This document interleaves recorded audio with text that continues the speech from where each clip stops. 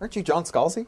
Why, yes, I am. Aren't you Cory Doctorow? I am. John Scalzi, like a blogger behind the whatever, and author of the most recent book, Zoey's Tale, and of course, author of the best-selling Old Man's War. And you are Cory Doctorow, author of Little Brother, a fabulous book, by the way. You are also one of the great minds behind Boing Boing, and just general rabble rouser on the electronic front. Guilty as charged. Guilty as charged.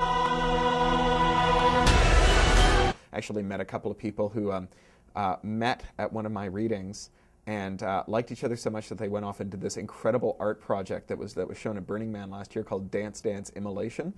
And it's Dance Dance Revolution in asbestos suits with a flamethrower that hits you when you make the wrong step. Oh my. It's pretty cool. So, you know, in Little Brother, it's about hacker kids who find themselves embroiled on the wrong side of the war on terror. Right. Not on the terrorist side, but on the suspected terrorist side, and subjected to all kinds of scrutiny and abuse from the Department of Homeland Security and the authorities, and who decide to fight back using the technology that they're fundamentally better at than grown-ups. So it is kind of George Orwell fan fiction. I'm basically rewriting Orwell's story for the TSA, DHS, post 9/11 world. But Little Brother is a fundamentally different take on the problems of surveillance and totalitarian control. Because Orwell never had the experience that I had in the early 1980s of being someone who was touching a computer for the first time and looking at it and going, where have you been all my life, beautiful? Zoey is a very interesting character in that she is an adopted child, but in the world that she exists in, she is simultaneously just a typical 16-year-old girl, but she is also an icon to this alien race because her biological father gave them a very, very large gift. It was a species that had intelligence, but it did not have consciousness, and he found a way to give them consciousness. So he's basically their Prometheus, and he died. So basically all the worship and that would accrue to him basically gets passed on to her. And so all these things have been chosen for her.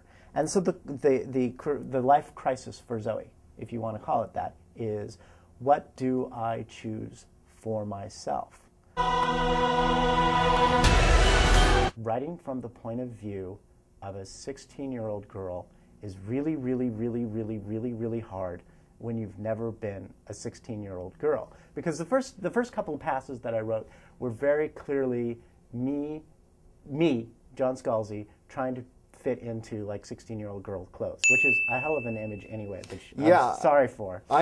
Gosh, do we have anything that can scrub minds?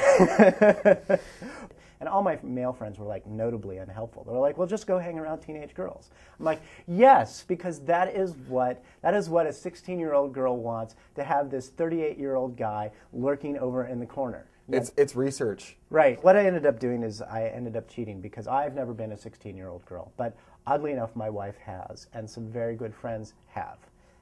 And so I just, unfortunately for them, subjected them into it again and again and again until I finally got one where my wife actually stomps into the room with a sheaf of paper and says, "This works." You know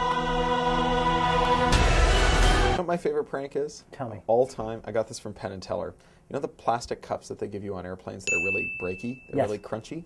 You put one sort of between your legs or under your arm, just casually. You wait till you wait 10, 15 minutes. It works best when you're flying with a stranger. And you wait until that stranger's kind of awake and maybe looking at you, and you grab your head and you go, and then you crunch the cup at the same time. And it sounds like you shattered every vertebra in your neck. So I put on the blog, I can't play with you guys today. I have these things to do. One was like return email, I made a list. Return email, do this, write the book, blah, blah, blah. Got down to 9. I couldn't figure out what I was going to do for number 9. So I was like, tape bacon to the cat. And so I posted this, and immediately people were like, I don't think you can tape bacon to the cat. I don't think it's possible. The adhesion index is wrong. It can't be done. And so people were like, well, now you have to tape bacon to the cat. It has to be done. And so there was this list of people demanding that I tape bacon to the cat for the science. Which you turned over to the ASPCA. Right, exactly. So I stick the bacon on the cat, slide the tape on there, and I start taking pictures. And the dog is going insane because it's bacon on a cat. How you can't possibly dog crack. Right, exactly. Can't get any better. And so I'm taking pictures, and the cat's just like, this is my life. And then she stands up, and the tape sticks. You know, we've achieved adhesion. And I'm like, again, for the science, I document it, and so I take pictures of it. It goes up at 3:16 on FARC. By 3:17, there's 6,000 click-throughs to the website because people are like, bacon on a cat. That's awesome.